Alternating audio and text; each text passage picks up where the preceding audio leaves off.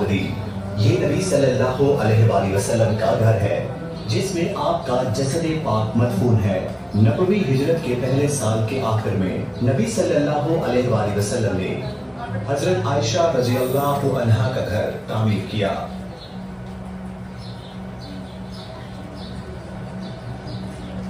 ہمارے گھر کہنے سے مراد رہائش کا اور حجرہ یعنی صحن ہے، اور حجرہ یہ گھر کے سامنے کھلا صحن ہے، اور اس کا رقبہ تقریباً 4 بائی 5 میٹر ہے، اور اس کے 2 دروازے تھے، ایک شمالی جانب کا دروازہ اور دوسرا مغربی جانب کا دروازہ جو کہ سیدھا مسجد کی طرف کھلتا تھا۔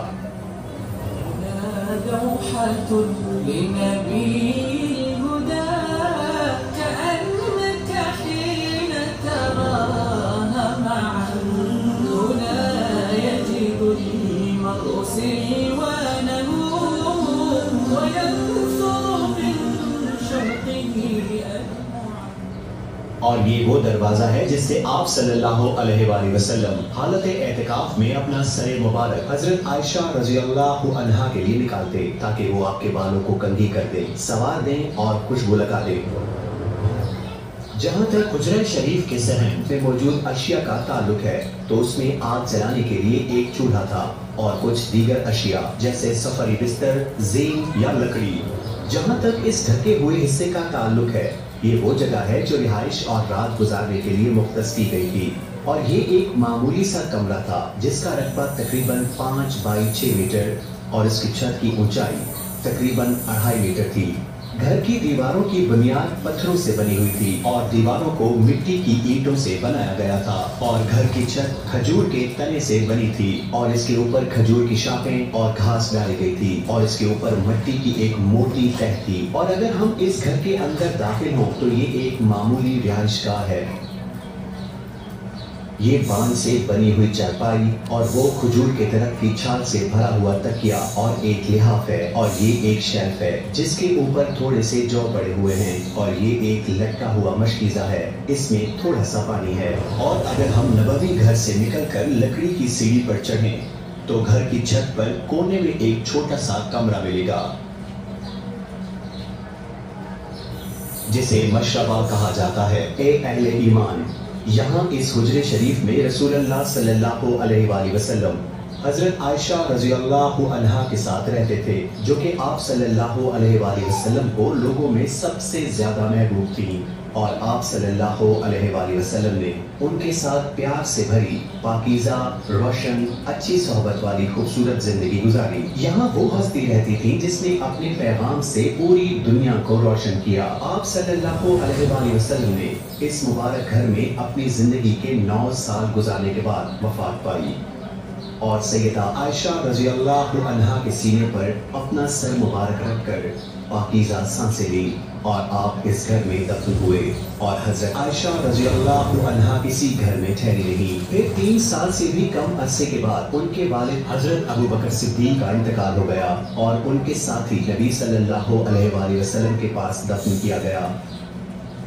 حضرت عائشہ رضی اللہ عنہا نے اسی عظیم گھر میں باقی زندگی گزاری، اور انہوں نے قبروں پر ایک پردہ ڈال دیا۔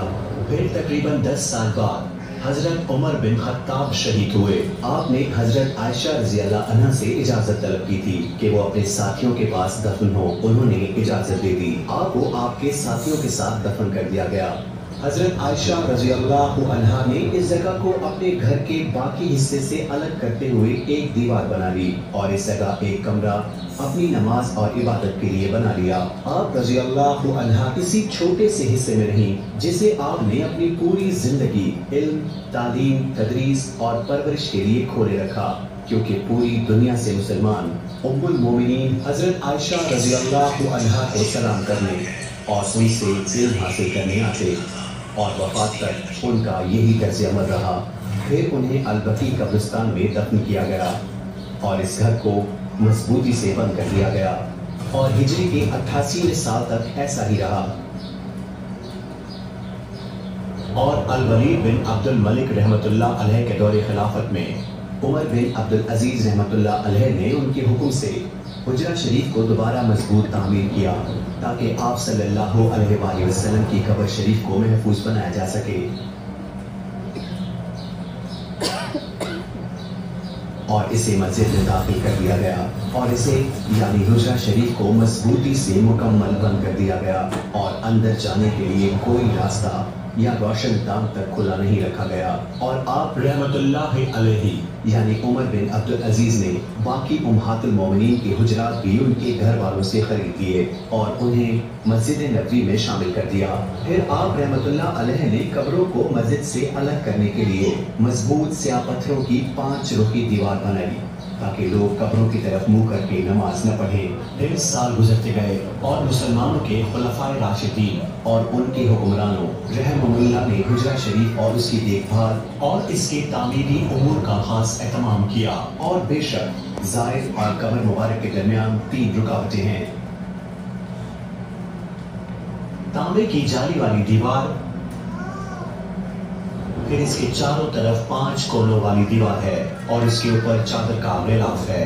फिर आयशा रज़ियल्लाहु अन्हा के घर की दीवार। इस अजीम मस्जिद और हुजरे मुबारक की देखभाल सऊदी अरब के दौरे हुकूमत में अपनी अरूज पर पहुंची। अल्लाह उसका हामी नासिर हो और उसकी सलामती और ईमान को कायम दायम रखे और इसकी क़यादत को बेहतरीन अजर से नवाजे। ये है मस्जिद नबवी जिसमें लाखों अफराद समा सकते हैं और वो हुजरा शरीफ है जो देखने वालों को खुश करता है और मुहिब्बीन के दिलों को रौनक बख्शता है। खुदा की रहमतें और सलामती हो उन पर जो तमाम जहानों के लिए रहमत बनाकर भेजे गए।